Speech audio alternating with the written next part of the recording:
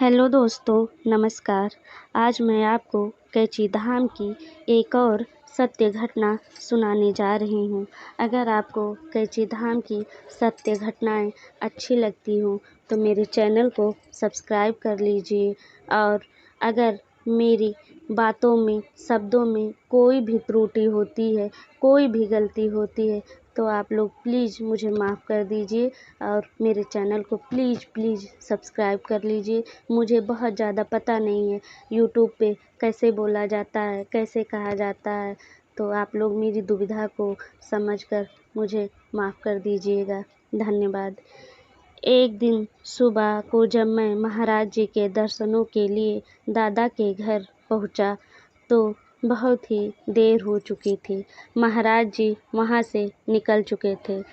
निराश हो मैं घर लौट आया, लेकिन उसके तुरंत बाद मैं फिर गया, लेकिन बाबा जी नहीं मिले। शीघ्र ही थोड़ा सा प्रसाद पाकर मैं फिर वहां से लौट आया।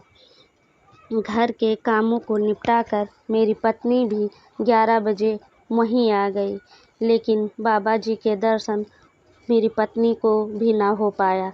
मैंने इधर-उधर हेमंत दादा के घर, राज दादा के घर, विजय चौधरी जी के घर देखा। कुछ अन्य घरों में जहाँ भी संभावनाएं थी उस मोहल्ले में मैंने सबके घर पूछ डाला, देख डाला, पर बाबा जी का पता ना लग पाया। हार कर मैं थक गया। पुनः कुछ देर बाद मुझे भूख सी लगने लगी, सो मैं अपने घर लौट गया और घर पहुँचते ही मैं रसोई में जाकर देखा तो केवल 2 रोटी और सब्जी रखी थी।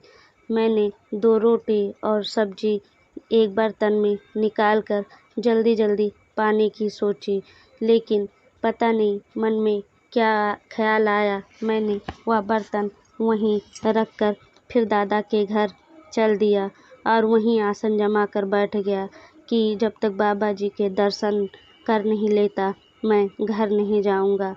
लेकिन मेरी पत्नी फिर लौट गई और जब मेरे धैर्य का बाँध टूटने लगा, मुझे अंदर ही अंदर बेचैनी होने लगी। बाबा के प्रति थोड़ा मन में गुस्सा भी आने लगा। उस दिन दोपहर के लगभग 1:30 बज चुके थे। मैं बिना कुछ खाए पिए बाबा जी के दर्शनों के लिए घर से दादा के घर, अपने घर से मोहल्ले में फिरता रहा, लेकिन बाबा जी के दर्शन नहीं हो पाए। मेरे मन में बाबा जी के लिए और गुस्सा बढ़ता रहा। बाबा घर की सीढ़ी में कदम रखते ही उस दिन कुछ जोड़े जूते चप्पल मेरे घर की सीढ़ियों पर जमा थे, तो मेरे मन में ख़्याल आया कि मेरे घर कौन आया जब मैं दादा के यहाँ था। लेकिन मैं सोचा कि अंदर जाके देखता हूँ कि घर में कौन आया जब हम पति पत्नी दादा के यहाँ थे बाबा जी के दर्शन के लिए। और मैं घर के अंदर आंगन में पहुँच गया। सीढ़ियों पे कूदता फांदता वहाँ अंदर पहुँचकर देखा तो पाया कि बाबा जी ऊपर बैठे, मतलब खाट पर जो मूंज से बनी हुई थी वहाँ बैठे हुए हैं, पलथी मारकर। सामने मेज पर वही थाली रखी हुई है जो मैं खुद खाने के लिए लाया था, जिसे महाराज जी दही और नमक के साथ पा रहे थे। सब्जी भरी कटोरी थाली से अलग कर दिए थे क्योंकि मैंने उसे जूठा कर दिया था। बाबा जी के साथ 7 या 8 भक्त रहे होंगे जो बाबा जी के साथ मेरे घर खड़े हुए थे।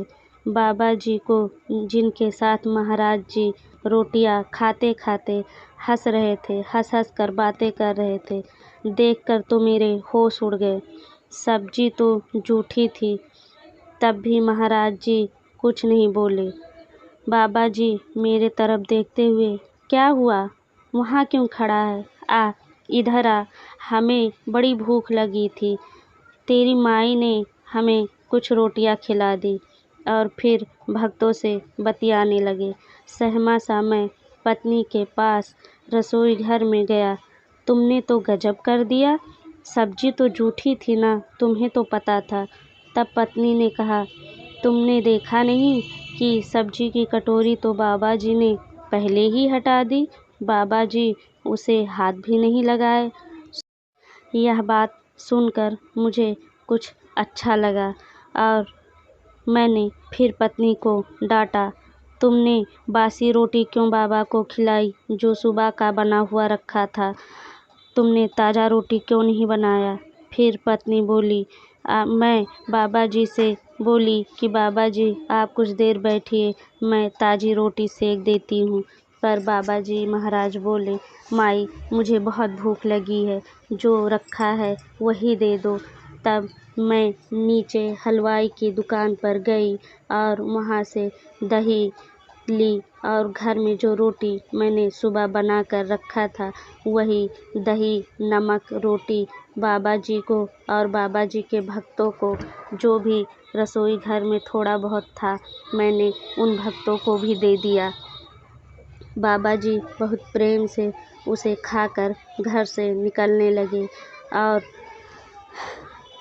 मुझसे बोले कि तुमने कभी नमक रोटी खाई है, खाकर देखना, बड़ी मीठी लगती है। मैं तब इस लीला को समझ नहीं पाया। अनेकों प्रकार के मेरे मन में प्रश्न उठने लगे कि बाबा जी सुबह से ही इतने बड़े बड़े लोगों के घर में आ रहे हैं, जा रहे हैं, भोग लगा रहे हैं, तो बाबा जी मेरे घर क्या नमक रोटी खाने आए थे या बाबा मेरे मन की दशा जानकर मुझे दर्शन देने आए थे। मैं और मेरी पत्नी आज तक इस बात को समझ नहीं पाया।